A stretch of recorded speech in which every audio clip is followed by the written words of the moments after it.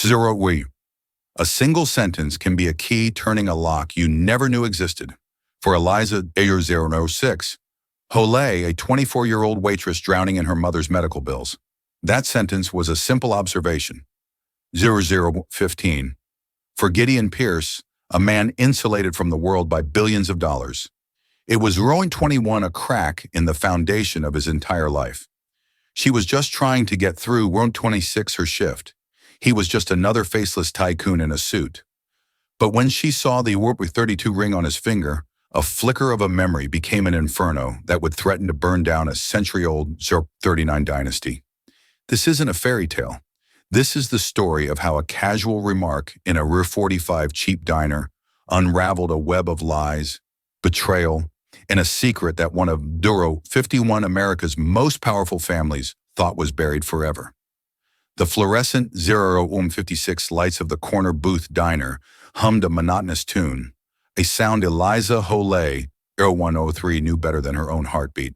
It was the soundtrack to her life, the sizzle of burgers on the griddle, the 0110 clatter of cheap ceramic plates, the low murmur of conversations that never 0115 seemed to change.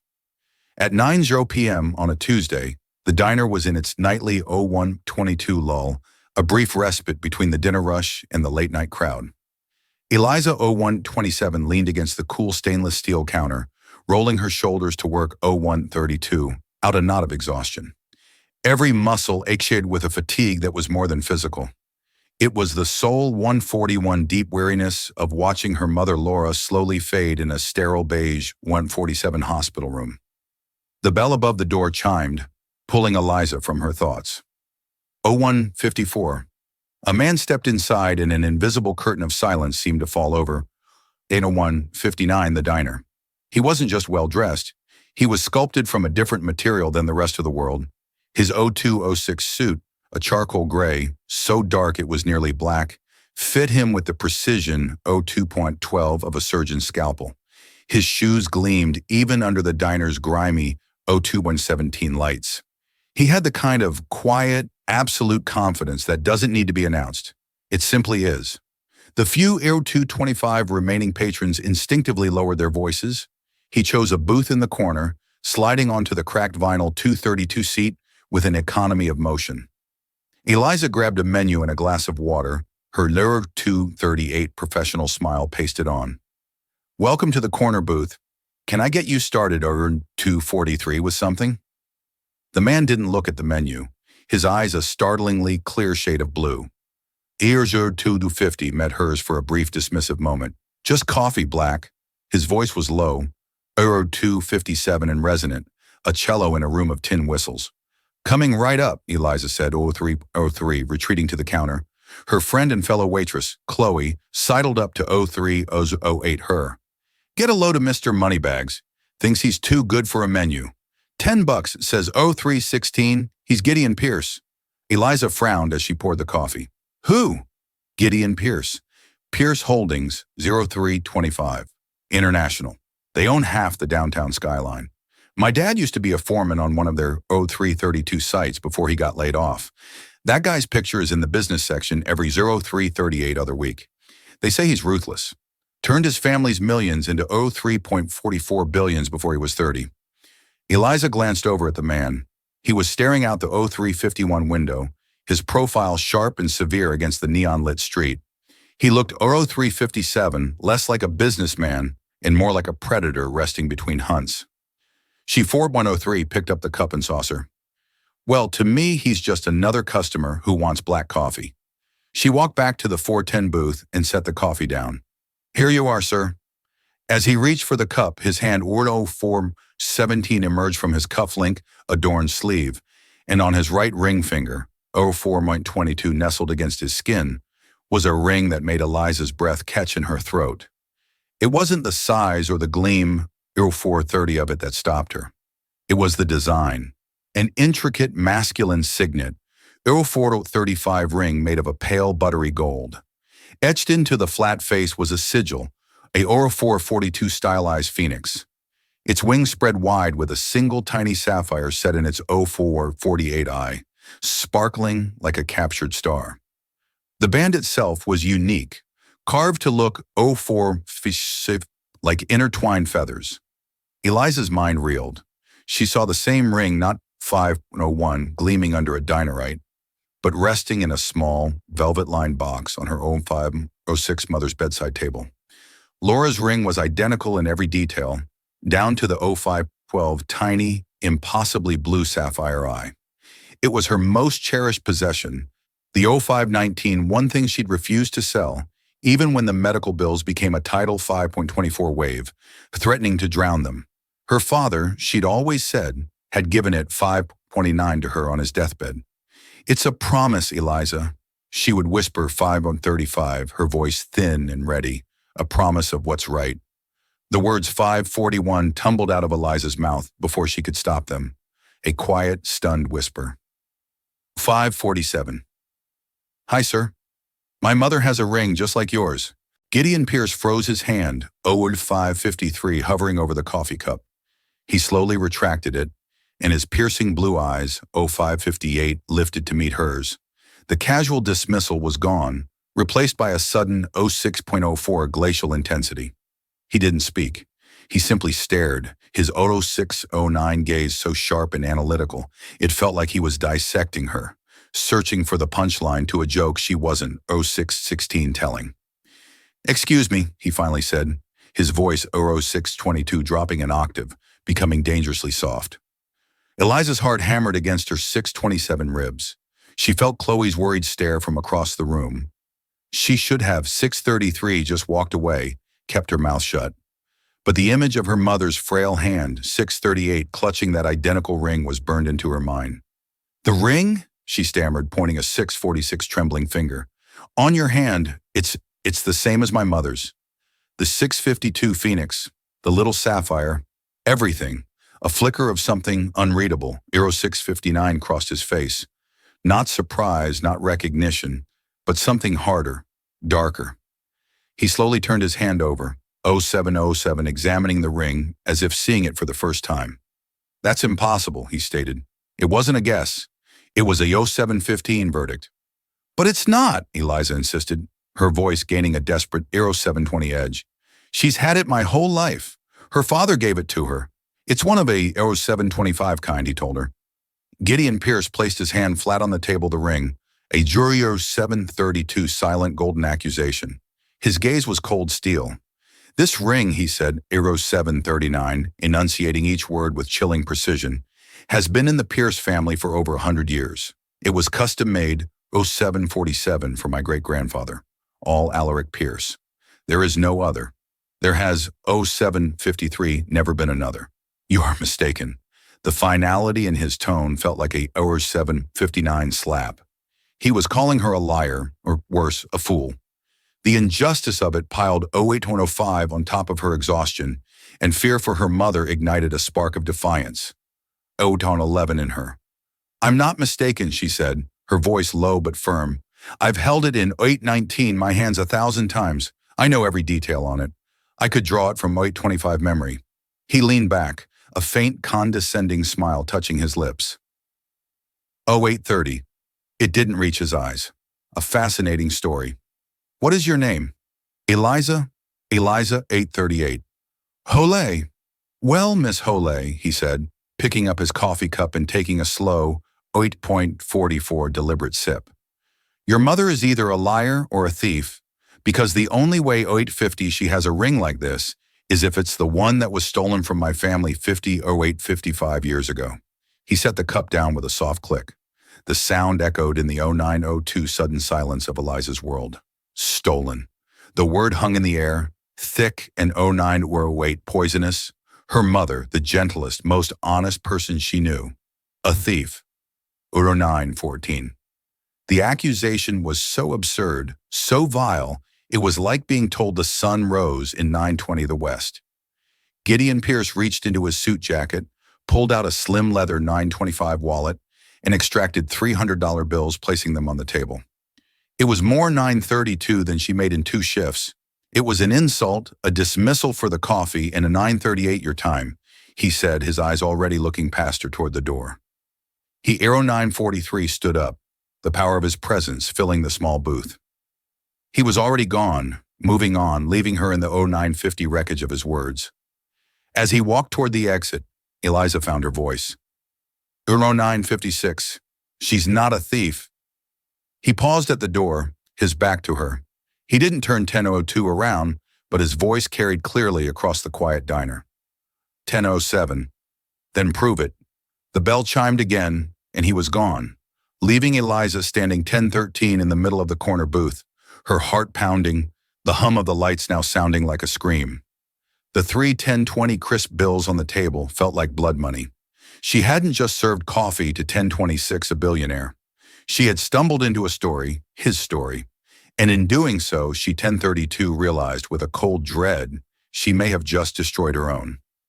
The drive to the 1038 hospital was a blur of traffic lights and the anxious thumping of her own 1044 heart.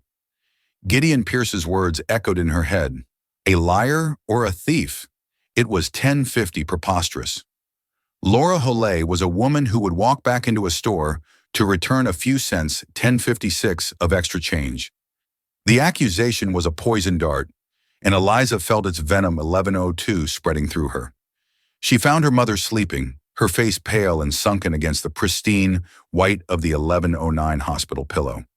The ever-present beep of the cardiac monitor was a fragile 1114 rhythmic reassurance.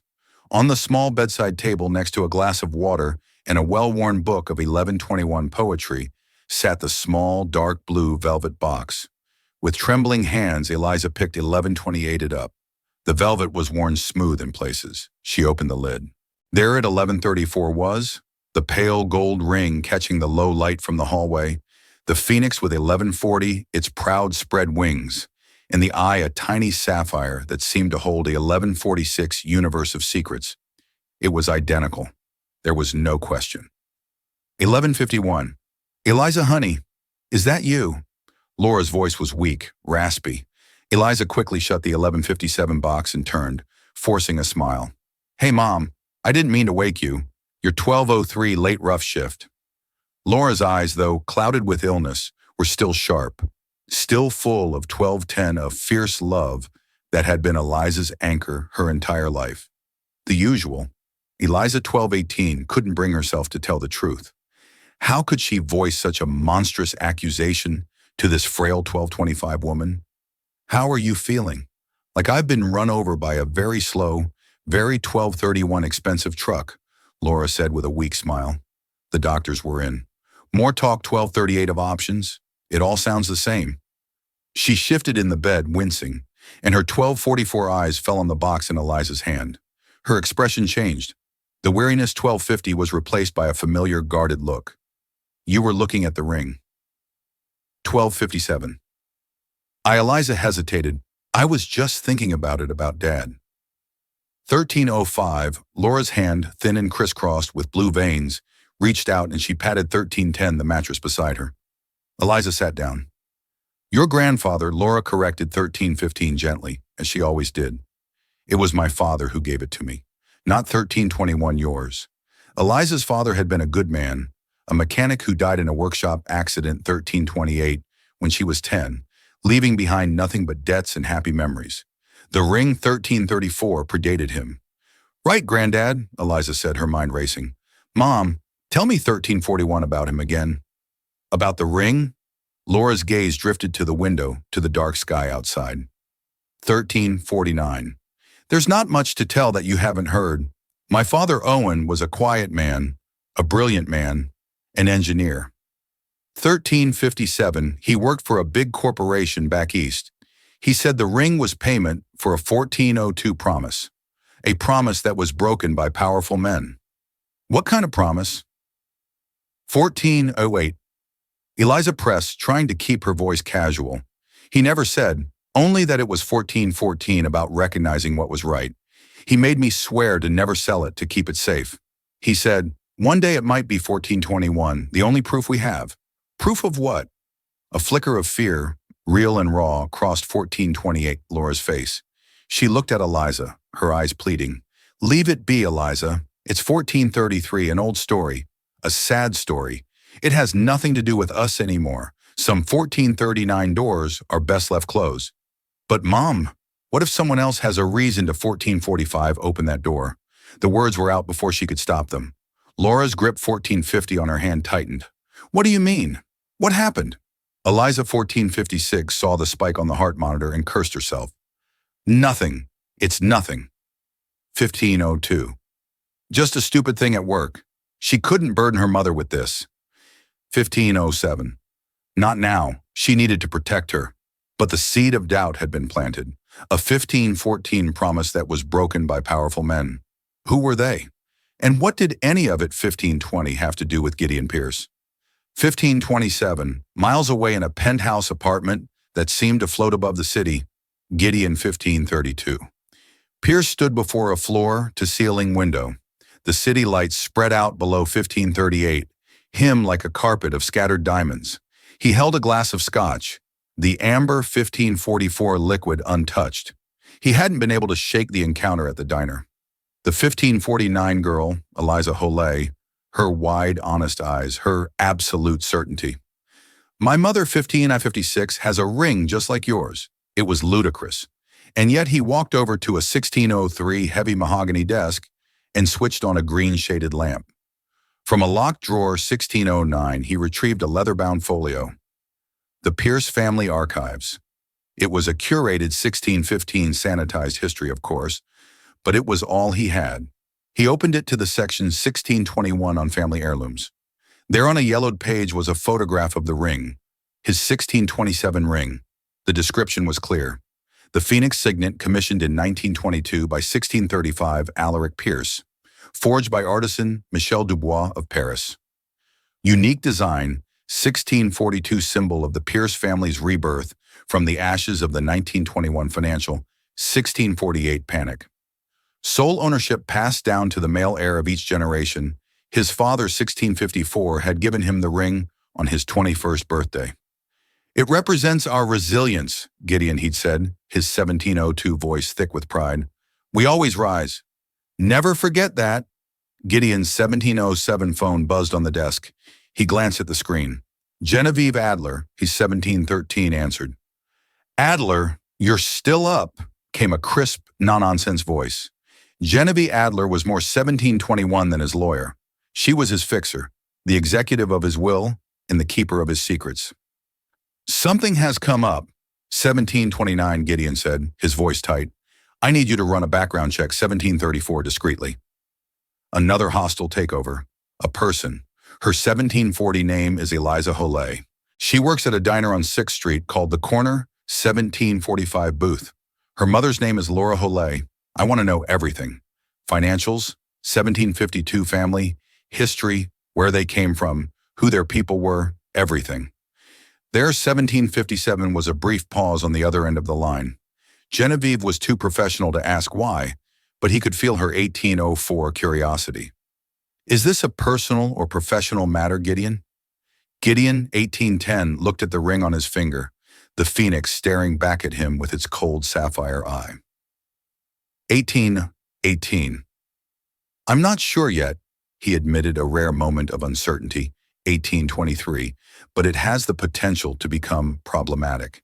He thought back to the story his 1829 grandfather used to tell a story, told only in hushed tones after a few, 1830, many brandies about Alaric Pierce's younger brother Daniel, how Daniel had 1841 betrayed the family, tried to steal Alaric's designs for a new kind of turbine engine, and in his greed had 1848 taken the spare signet ring Alaric had foolishly commissioned Daniel. The story 1854 went was disowned, cast out, and the ring was lost with him, a symbol of 1900 treachery. But the official family history, the one in the folio, never mentioned a second ring. It never 1907 mentioned a brother named Daniel. It was a ghost story, a family legend until 1913 now. Find out who Laura Holloway's father was. Gideon commanded his voice, 1920, hardening again, the moment of uncertainty passing. I want his name.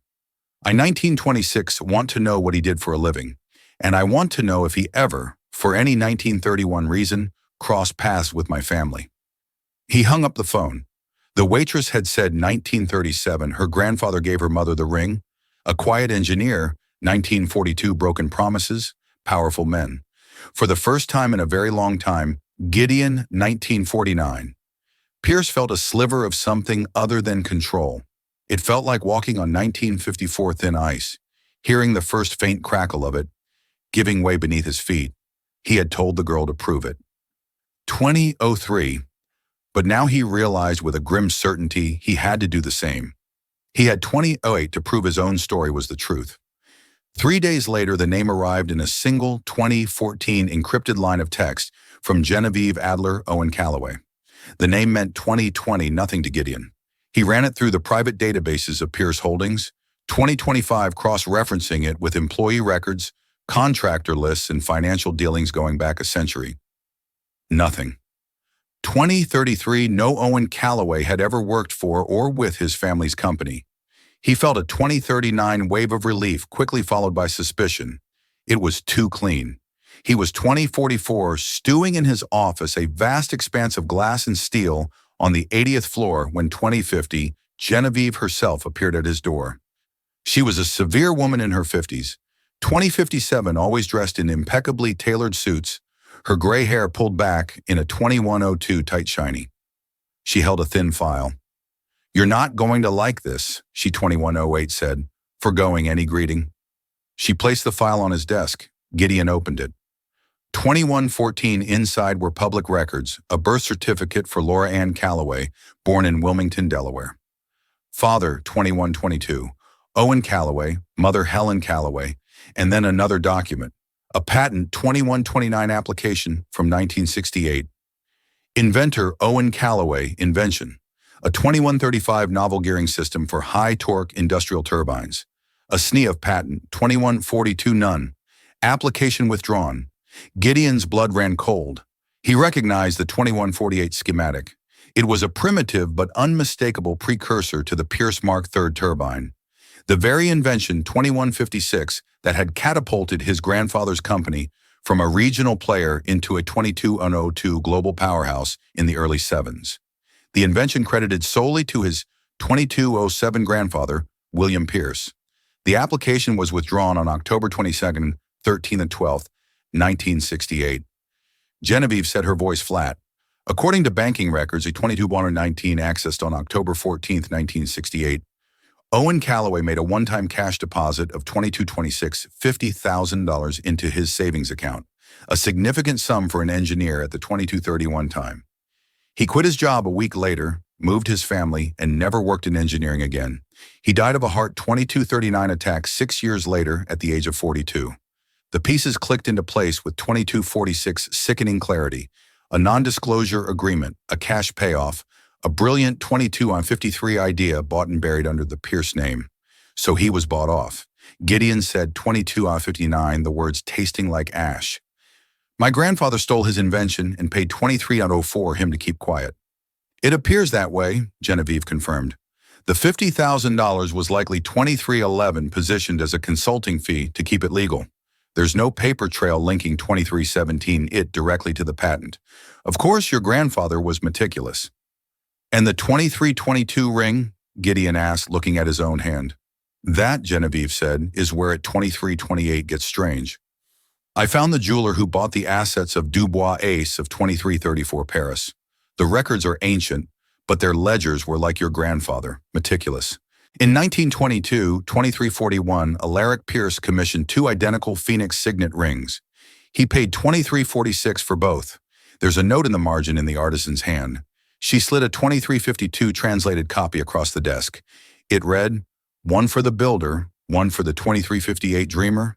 May they fly together." 2 rings. The family ghost story wasn't a 2404 story. It was true. His great-uncle Daniel existed. 2409, so Calloway didn't steal the ring, Gideon murmured, thinking aloud. Daniel 2414. Pierce, the disowned brother, must have given it to him.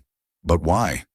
As a thank 2420, you, a token for a friend, or something more.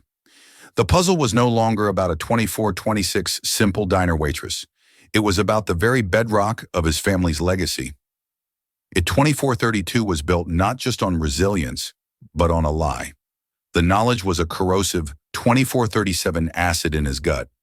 He had to speak to her again. Eliza was wiping down the counter 2444 at the end of another grueling shift when the bell on the door chimed. Her 2449 heart sank. It was him. Gideon Pierce didn't enter the diner this time. He 2456 stood in the doorway, the city lights framing him like a dark halo. He was 2502, dressed more casually in dark trousers and a cashmere sweater, but he still radiated an unapproachable aura of 2510 power. M. Holloway, he said, his voice quiet. 2515 but caring. I need to speak with you. Chloe shot her a nervous look. Eliza, you don't 2522 have to. But Eliza knew she did. She untied her apron and hung it on its 2528 hook. It's okay. I'll be right back. She stepped out into the cool night air. The 2536 street was loud with the sounds of the city, a stark contrast to the tense silence that fell between them. Your 2543 mother's father? Gideon began getting straight to the point. His name was Owen, 2548. Calloway, it wasn't a question. Eliza flinched. How did he know that? Yes. 2555, what of it? He was an engineer. In 1968, he filed a patent for a turbine gear 2603 system. Gideon watched her face, carefully gauging her reaction.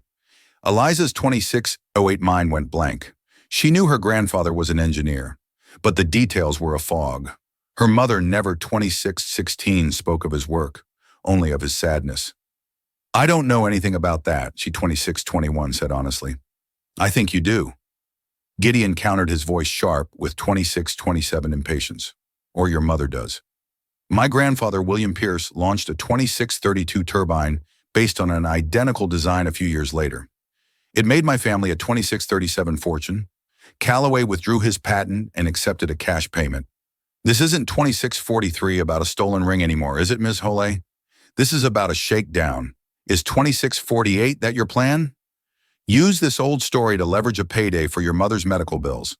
The accusation was so 2656 cynical, so cruel, it knocked the air from her lungs. Tears of pure rage and 2703 frustration sprang to her eyes. How dare you, she whispered, her voice 2709 shaking. You stand there in your 1000 sweater looking down on us. My 2714 mother is fighting for her life. You think this is about money? This is about her honor. The honor of a man you just 2722 admitted your family probably robbed. For the first time, Gideon looked taken back. He saw not a schemer, but a 2730 daughter pushed to her breaking point. My grandfather told my mother that ring 2736 was proof, Eliza continued, her voice rising. Proof that he was wronged. He 2742 didn't take a payoff. He was threatened. Forced to sign away his life's work to 2747, protect his family from men like your grandfather. That money wasn't a payment. It was hush 2753 money to ensure he never spoke of it again. She was channeling her mother's 2760 long-held, unspoken pain. The words felt true, solid, righteous. Gideon was silent 28-7 for a long moment, the sounds of the city rushing in to fill the space between them. His own certainty was 2814 eroding, replaced by the disquing possibility that the waitress's version of the story, a tale of threats and 2822 coercion, was closer to the truth than the sanitized version of a simple business transaction he had constructed. 2830. There were 2 rings, he said, his voice losing its hard edge. My 2836 great-grandfather had 2 made, one for him and one for his brother Daniel. The 2843 family story is that Daniel was a traitor who was cast out. He looked at 2849 her, his blue eyes searching her face. Was your grandfather friends with a man, 2854, named Daniel Pierce? Eliza stared at him, bewildered. Daniel Pierce? I've 2860 never heard that name in my life. They were at an impasse. 2 families, 2 2905 rings, and 2 completely different histories that intersected at a single 2910 disputed point in the past. One story of a clean, if ruthless, business deal, 2917, another of theft and intimidation.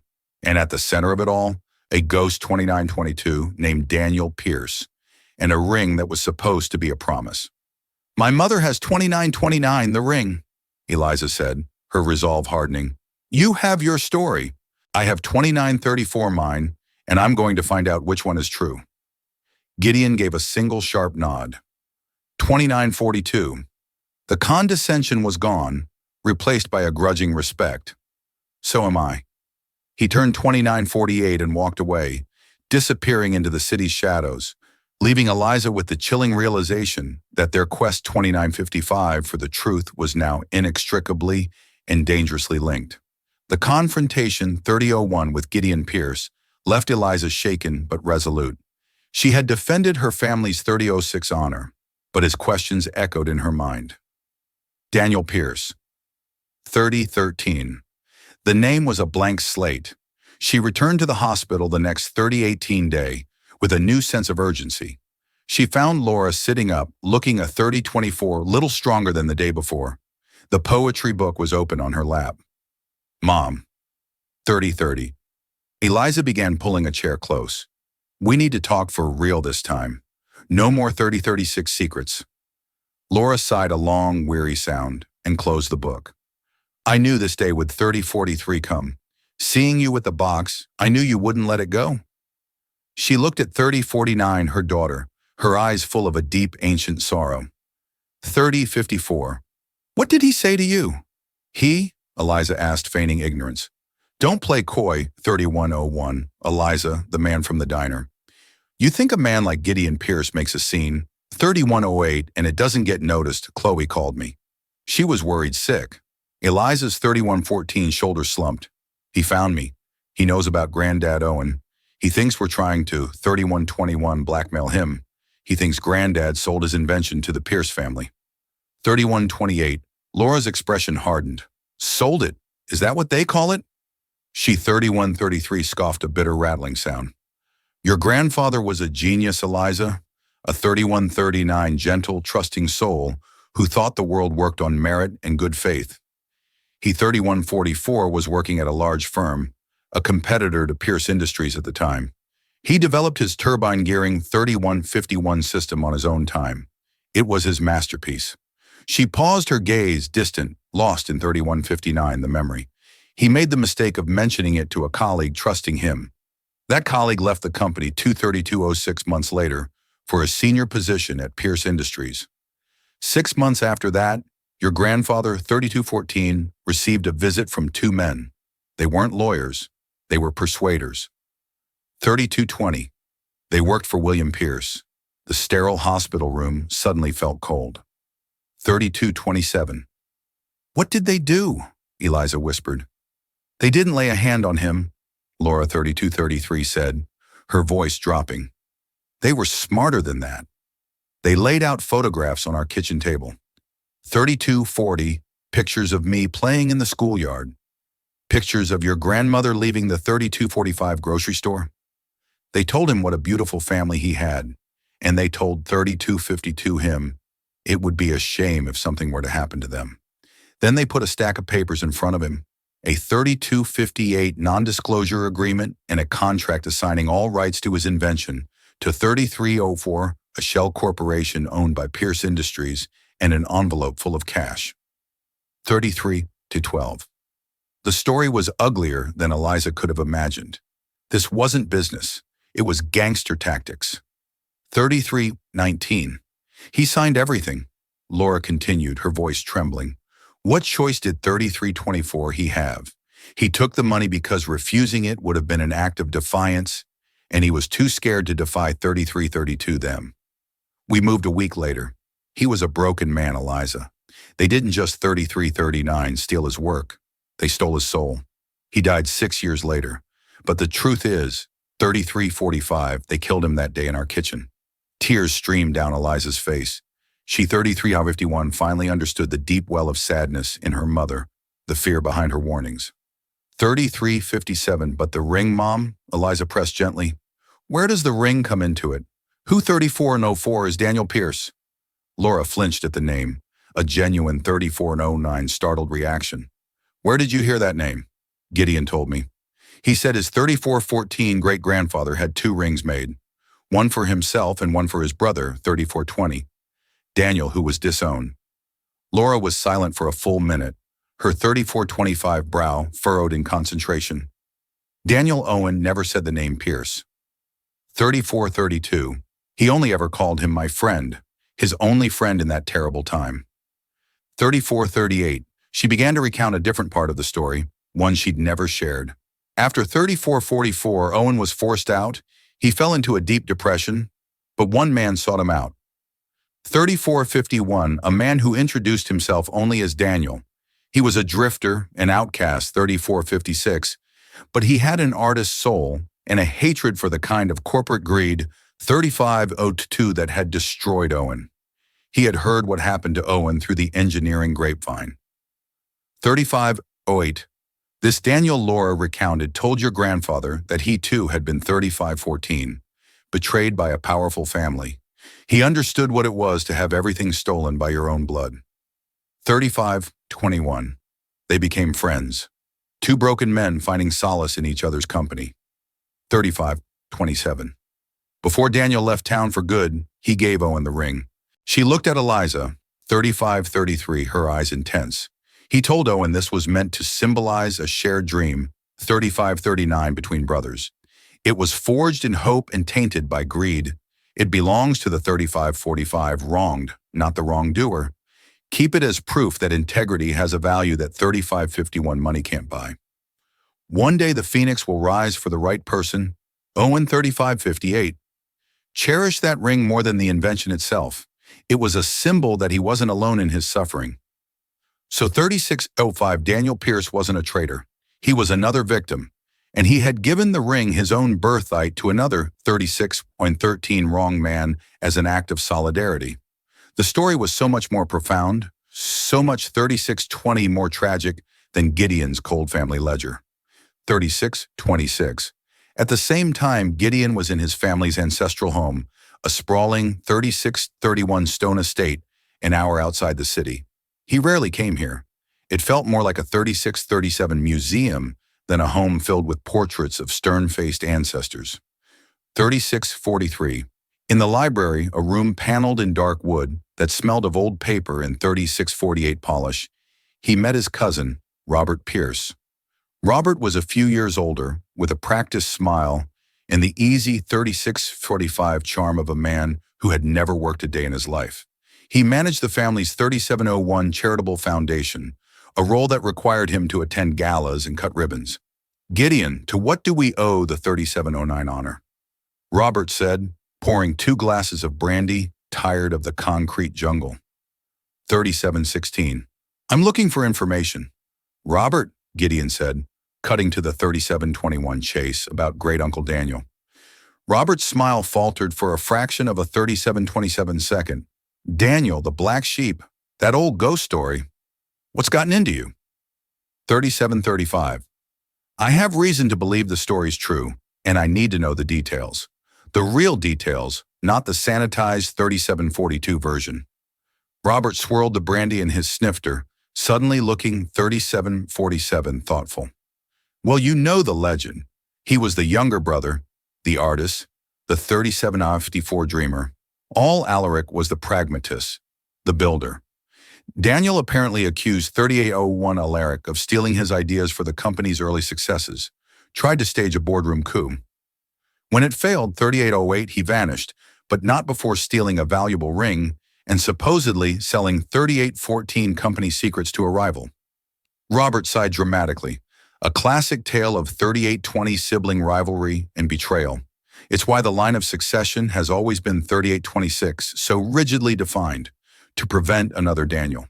This was the story Gideon had always 3832 known. But hearing it now, it felt thin theatrical. A convenient narrative to 3839 justify Alaric's consolidation of power. And you believe that? Gideon 3845 asked. Why shouldn't I? It's our history, Robert said with a shrug. 3851. It's a bit dramatic, sure, but it explains why the family closed ranks. 3856. Why Grandpa William was so aggressive in his business dealings. He was protecting the family legacy from vultures from 3903, another betrayal. He leaned forward, his voice conspiratorial. Why the sudden interest? Did one of his 3910 descendants crawl out of the woodwork looking for a handout? The question was casual, but the look in Robert's eyes, 3918, was sharp probing. Gideon felt a sudden instinctual distrust. Robert had always 3924 seemed vapid, but perhaps that was a carefully constructed facade. 3930. It's a private matter, Gideon said, his voice clipped. Of course, of course. 3936, Robert said, leaning back, the charming smile returning. Well, if you want to, 3942, dig up old bones, be my guest. The old family papers are in the West Wing study. Gramps Williams, private 3949 correspondence. Knock yourself out. Just don't be surprised if the ghost you find is 3955 uglier than you imagine. Gideon left Robert with his brandy and 40 Howard went to the study. The room was dusty, unused for years. He found the boxes of 4006 letters tied with faded ribbon. For hours he sorted through them, reading his grandfather's elegant cursive 4013 script. Most of it was business. But then he found a series of letters from 4019, the late 1960s, addressed to his grandfather's head of security. The 4024 content made him feel ill.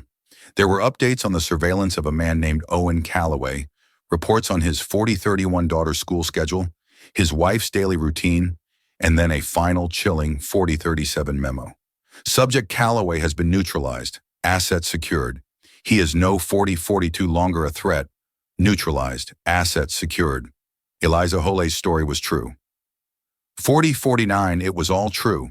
His family's fortune was built on theft and cemented with 4055 threats. The weight of the discovery was crushing. But as he continued to sift 41 through the papers, he found something else. Something that didn't fit either his story or Eliza's. It was a single 4108 folded note separate from the letters tucked into the back of a ledger. It was in his grandfather William's 4114 handwriting, but it was frantic, almost illegible. He knows I found him. He can 4121 ruin everything. Daniel is the key, must protect the name. The note was undated. 4128. Who was he? And who was our Robert? It seemed too convenient. And what did it 4134 mean?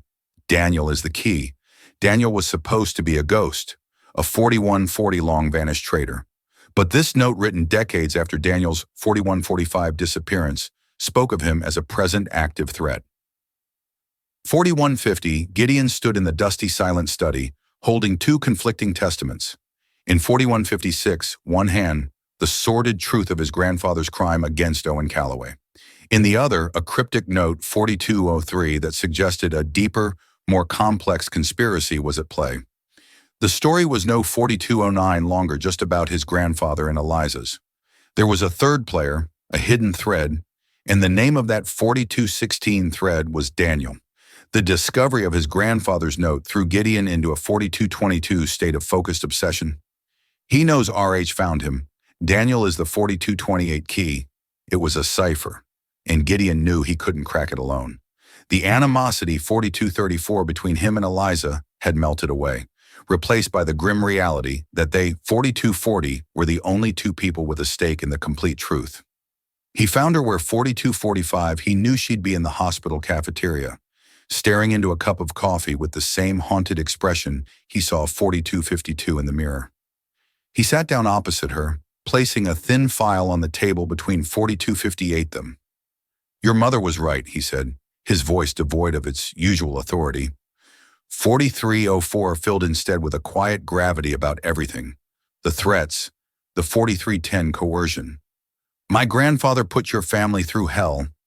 He pushed the file 4316 forward. It contained the copies of the surveillance reports on the Calloway family. 4322. This is the proof. Eliza opened the file, her hands 4327 trembling as she read the cold clinical descriptions of her mother as a little girl being watched. Her face palled. She 4336 looked up at him, her eyes wide with a mixture of vindication and horror. Why 4342 are you showing me this? Because my story's falling apart, and so is yours, Gideon said. There's more 4350 to it. He told her about the note. Daniel is the key. It was written by my 4357 grandfather, William, long after your grandfather was silenced. He was scared 4403 of someone who knew the truth about Daniel. Eliza frowned. But Daniel, 4410, gave my grandfather the ring. He was an outcast, a victim like Owen. That's what 4416 he told your grandfather. Gideon counted. But what if that wasn't the whole story? What if Daniel's 4423 disappearance wasn't just about him being cast out? We have two stories, yours and mine, but they're both based 4430 on what we were told by people who were themselves betrayed or lying. We need a 4437 primary source, an objective truth. Where do we find that? Liza asked, the 4444 weight of a multi-generational conspiracy settling on her shoulders. The rings, 4450, Gideon said, a spark of inspiration in his eyes. They're the one constant. 4456, they're the origin point. My great-grandfather Alaric commissioned them from a Parisian artisan, Michel 4501 Dubois. The business is gone, but I found the firm that acquired its assets 4507, and more importantly, its records, the ledgers 45.12 in Paris. Eliza's heart sank. That was a world away. I had the relevant pages scanned 45 and 20 and sent over this morning, Gideon said, tapping his phone. The high-resolution images are waiting in my 4527 office. I need another set of eyes. Your eyes. You know your ring better than 4532 anyone. An hour later, Eliza found herself in a place she could never have 4538 imagined. Gideon Pierce's office on the 80th floor. The silence was absolute. 45 on 44. The view of the city breathtaking. On a massive screen that covered one wall was 4550, a high-resolution image of a page from an old leather-bound ledger. The script was 4556, elegant, spidery French. A translated transcript scrolled beside it. They 46-1 poured over the entry for all Alaric Pierce's 1922 commission. As Genevieve 4607 had discovered, it listed two identical rings. But as they zoomed in on the 4612 artisan's original French notes, Eliza saw something the translator had missed.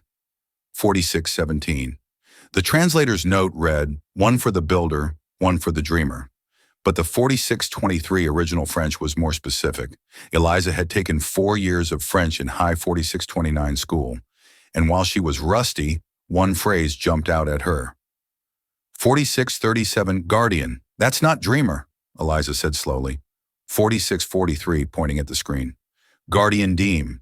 It means guardian of the soul. Gideon 4650 zoomed in, reading the phrase, guardian of the soul.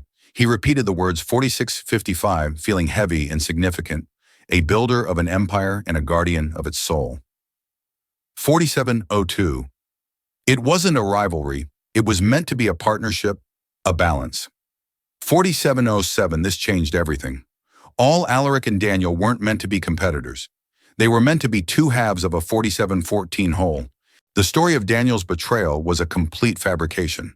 As they 4719 scanned further down the page, Gideon noticed a small annotation next to the 4724 entry, added in a different hand and with different ink. It was dated 1945. 4732. What's this? He murmured, enlarging the note. The French was spidery and 4737 difficult to read. Resu Daniel Pierce. The note began. Received 4744, a letter from Mr. Daniel Pierce. Gideon translated haltingly. He asked for a 4750 modification to the second ring to the inside of the band. He is no longer a 4755 Pierce. He is something else. Gideon and Eliza exchanged a look. No longer a 4803 Pierce, Eliza whispered. He changed his name, Gideon realized. When he was 4808 cast out, he abandoned the family name entirely. The note continued, Erel 4816 Owen. He asked me to inscribe a name. Gideon read his voice, catching the name 4824 Owen. Eliza gasped, her hand flying to her mouth. 4829. Owen, my grandfather's name. But this was in 1945. 4835. My grandfather wouldn't have met Daniel for another 20 years. It's not your grandfather's name, Gideon said, a 4842 sudden shocking realization dawning on him. He typed furiously on his keyboard, 4848, pulling up his family's genealogy records, going back further than he ever had before. His fingers flew, his mind 4856 racing. He found his great-grandfather, all Alaric Pierce, then his 4901 great-grandmother, Beatrice, and then he found her family tree. Her maiden 4907 name was Beaumont, and her father, Alaric's father-in-law, his name was 4912. Owen Beaumont, a wealthy shipping magnate who had bankrolled Alaric's early 4918 ventures, who had died in 1944. The truth hit them both like a physical 4923 blow. The inscription wasn't for Eliza's grandfather, it was a memorial. 4930. The ring, Eliza breathed, piecing it together. The ring wasn't for two 4935 brothers to share. It was for a father and son, all Alaric Pierce and his son, 4942. William, my grandfather. No, Gideon set his eyes wide with the horrifying 4948 clarity of the truth. All Alaric didn't have a son named William in 1922. His 4954 son William was born in 1925. In 1922, Alaric Pierce had one child, a son born 5001 in 1905, his firstborn son. He clicked one last time, and a black and white 5007 photograph filled the screen. It was a formal portrait of two young men, both 5013 handsome and proud. One was clearly a young all-Alaric Pierce. The other, the 5020 dreamer, the guardian of the soul, was his brother. Underneath the photograph, 5025, was the caption, Alaric and Daniel Pierce, 1921. And beneath that, in the official 5032 genealogical record, was the final devastating piece of the puzzle. The 5037 entry for Daniel Pierce listed his full name, Daniel Owen Pierce. 5044. Daniel was the Owen the ring was inscribed for. It wasn't a memorial to 5049, his father-in-law. He was reclaiming his middle name, the only part of his 5055 identity his brother couldn't take from him. The twist was so profound, so 51 complete, that the room fell silent. The entire family history was a lie. Daniel 5108 wasn't the younger brother. Based on his birth year, he was the older brother. He 5113 should have been the heir. All Alaric was the younger son, the builder. And 5119, William Pierce, Gideon's grandfather, wasn't Alaric's only son. He was the 5124 second son. Daniel was all Alaric's firstborn. No, wait. Gideon looked at the birth dates again. Daniel, born 5132, 1905. William, born 1925. That couldn't be right. They weren't brothers. Alaric, 5139, and Daniel were brothers. But William wasn't Daniel's brother. He was 5145, his nephew. The story they'd been chasing was wrong. The players were 5150 wrong. Eliza's grandfather hadn't met a random outcast. He had met Daniel Owen, 5156, Pierce, the true disinherited heir to the Pierce fortune, and Daniel hadn't 5201 given him a token of solidarity.